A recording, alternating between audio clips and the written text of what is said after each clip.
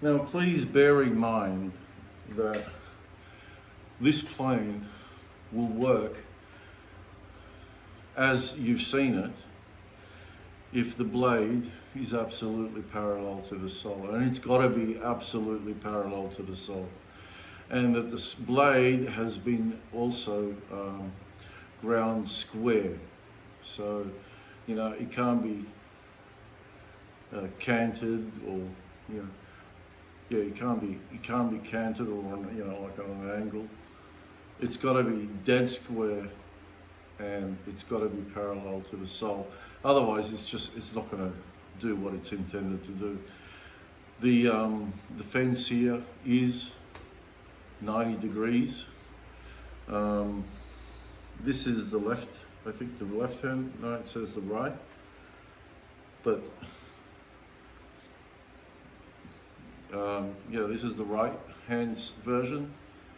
So you put your fingers in here in this slot. So you wrap it around as such, your hand, right? And then you place pressure in the middle, or I generally actually place pressure along there.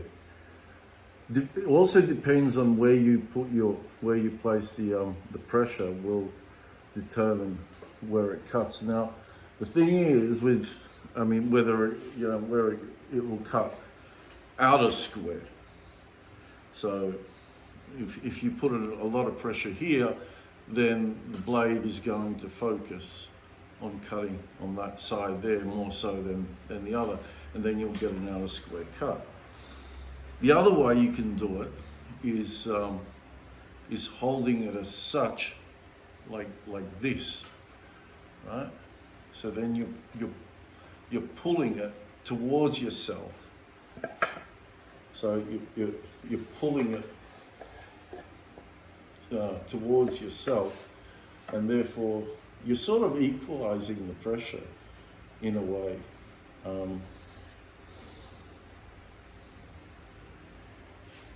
You know, I don't know, maybe I'll master the tool or whatever. I mean, for me, it works both ways.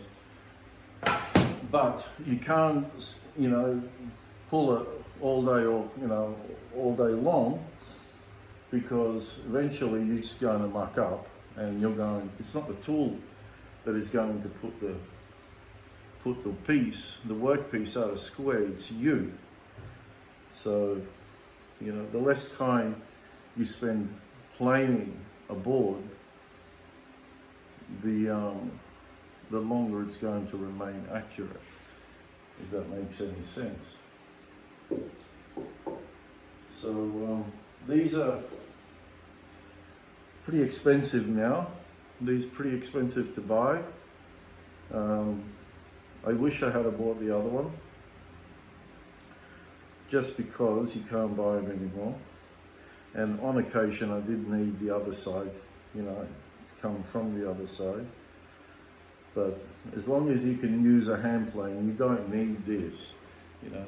But you can, there's another thing you can do. You can put in a fence here that's angled, so you can do 45s, you can do 30s, you can do whatever that fence is, whatever the angle on that fence is.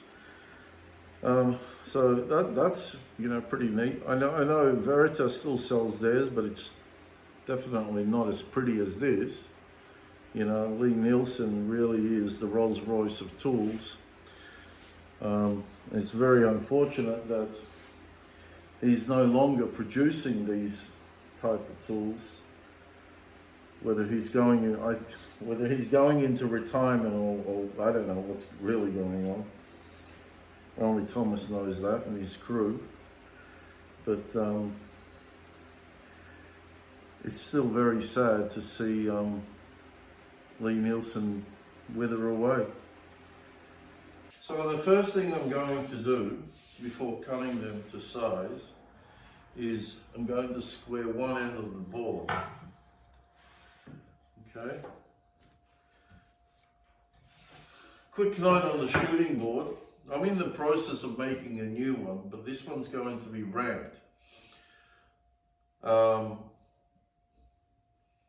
because I want to utilize the entire length of the blade. It doesn't mean that I'm going to throw this one away, because the ramp one can only do boards mostly, you know, an inch in thickness, maybe an inch and a quarter, I'm not quite sure, but I do know you can comfortably do an inch. So I'll keep this one just in case, you know, I've got something that's you know, a couple of inches. Or, you know. I'm not going to use MDF in the next shooting board. I've actually used Tassie oak, and it's bloody expensive, you know. That one board, that shooting board, cost me $80.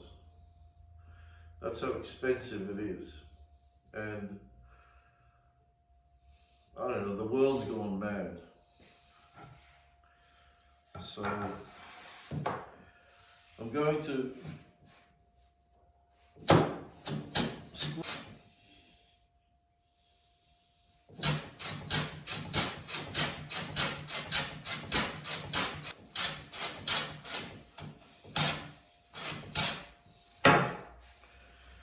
so I know this is now square.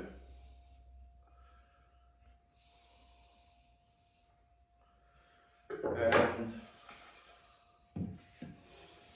I will mark this edge to be my reference edge.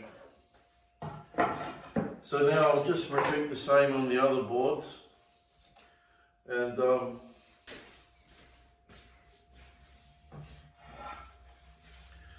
now I'm just going to measure it up and cut it to length.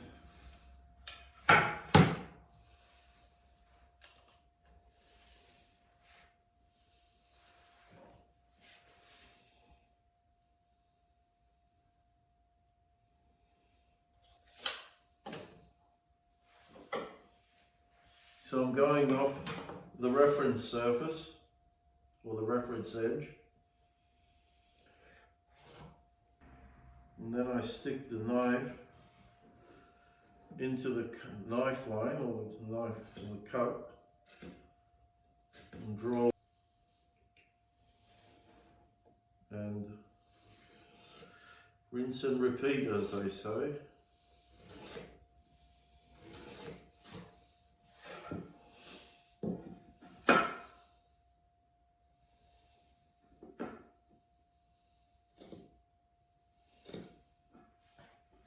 So I've already done these boards. I want you to bear in mind that I used this little thing, use this one as opposed to this one, and that's because this is lighter and easier for me to use, and this is clunky and heavy. And even though I get a much deeper cut, which I like very much, and I will resort to this when I need to, but it's awkward. For me, it's awkward. Some people like these thick double bevel marking knives. I like something like this. It's like a pencil. You know, it's light, easy to use.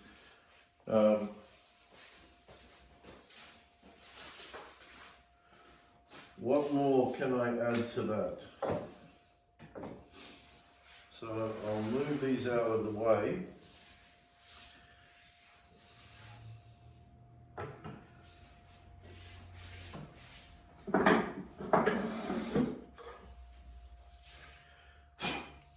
And this time I'm going to use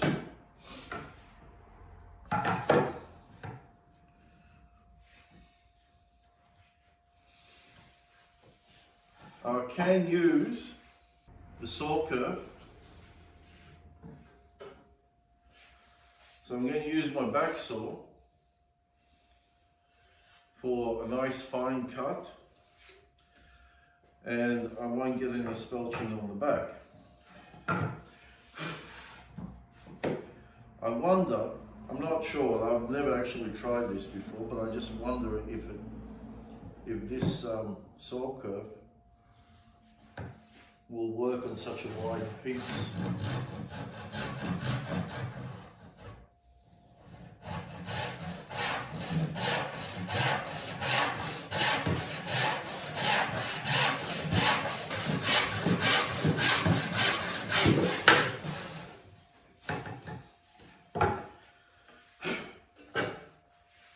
It's a very clean cut. Whether or not it's square is another question, and it's square. And it's square across as well. So it definitely works. I've only mainly used it for smaller pieces, as in narrower pieces, but does a pretty good job. So anyway, I've got to shoot to the line. Might as well do that right now. Make sure I put the reference edge.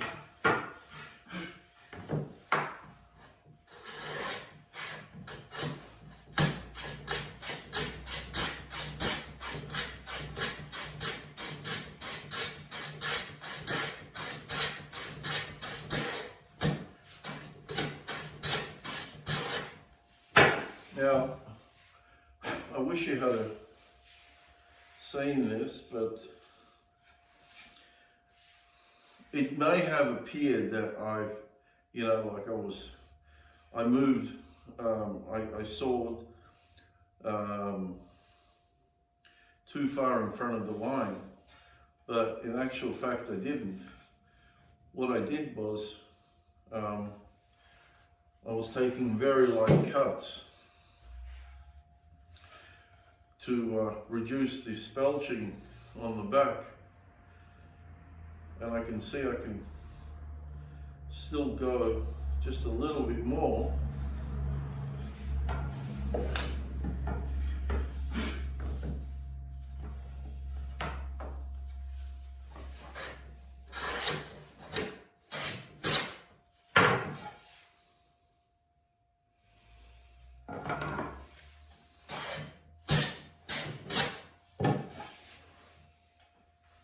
I think the job's a good one on this one. So I'll move on to the next board. A good way, well, not a good way, but another way of reducing the spelching is to flip the board around and then take off one end and then flip the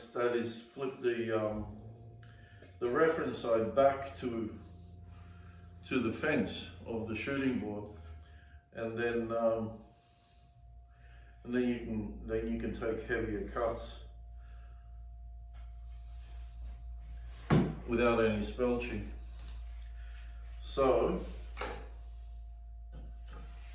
this time I won't use the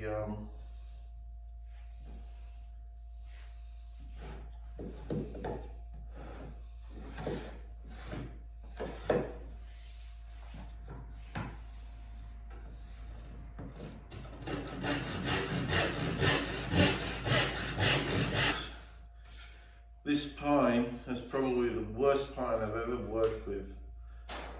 It just sticks, everything feels, I can feel that. It's very slight, gummy feel. But it's enough to make the saw and the planes, it's enough to make the metal stick, making it harder for me to work with. So leave that aside, and then I'll go on to the next bit. Actually, I'll put this one underneath as complete.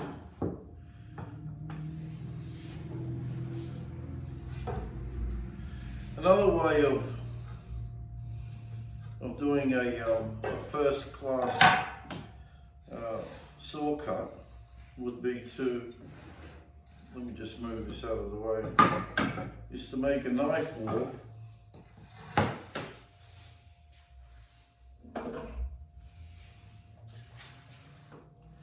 as such.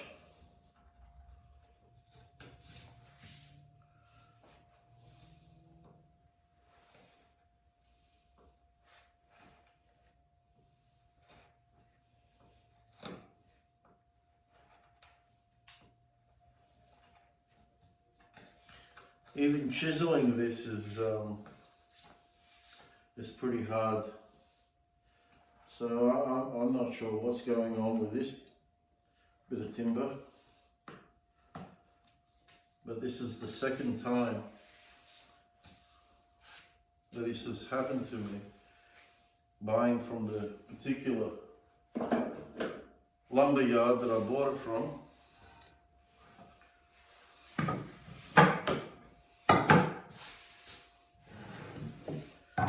So now the saw will just slip in to here on the knife wall, and you get a nice accurate cut.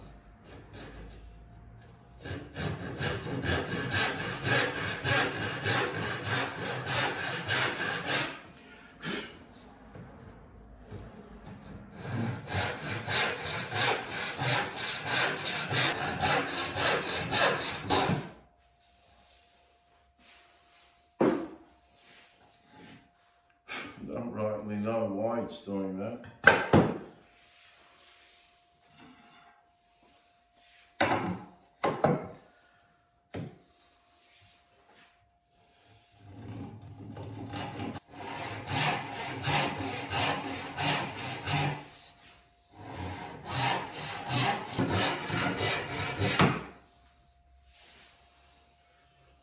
So now I've got some stock that's 1 5/8 in width by 3/4, and I'm going to butt them up against it as such, because this is where the donation box will go, and then the F+ machine will be here.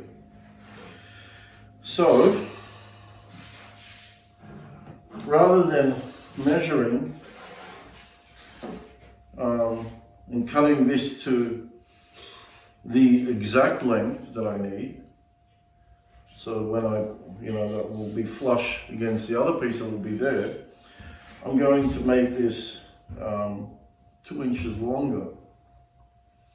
So then I'll be able to cut off the horns, what they call it, the horns. I'll be able to cut that off, and then it'll be flush.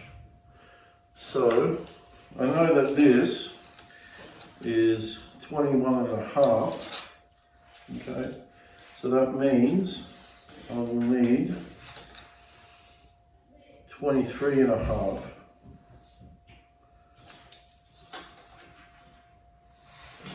And I need my knife.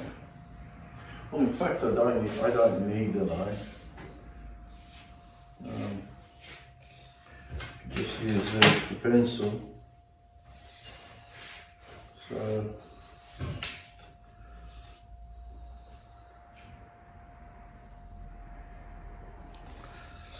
mark it there. Now let me teach you something here. You never sharpen a pencil to a point, right? You never sharpen it to a point. You make it a chisel edge, right? So this is a nice chisel edge, and this will go in the knife lines, and at the same time you will get a very sharp, thin, crisp line, and this will last a lot longer than a point. Ones that come to a point, you know, the rounded point.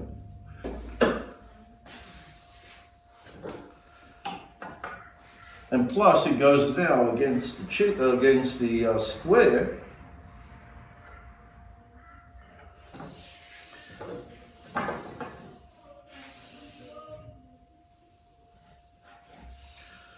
So I'm going to cut these now one by one.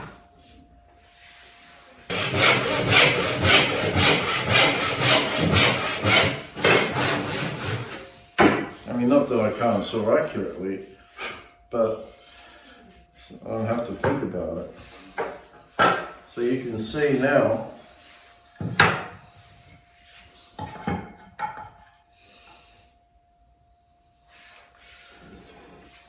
sticks out by that much.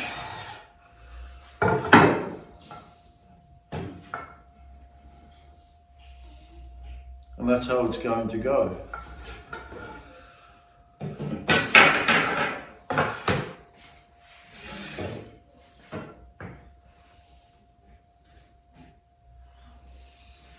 So now all I do is just strike another way.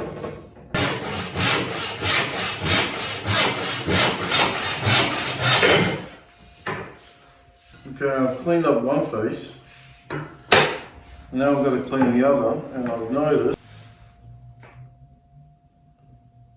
So it's high on this end and this end.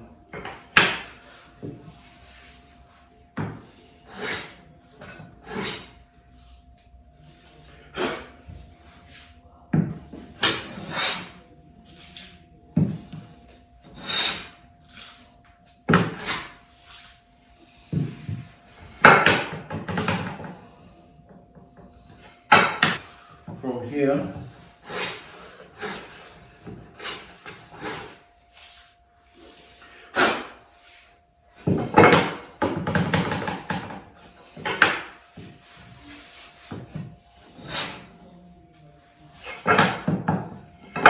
and now she's right. I can see she's right. And now I can just plane or just clean up the surface, you know.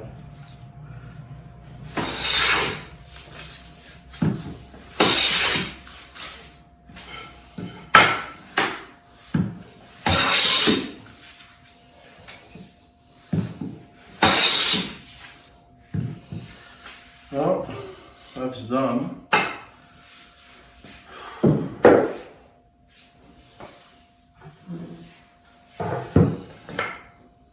And that's nice. Very nice. No gaps. No nothing. Same with here.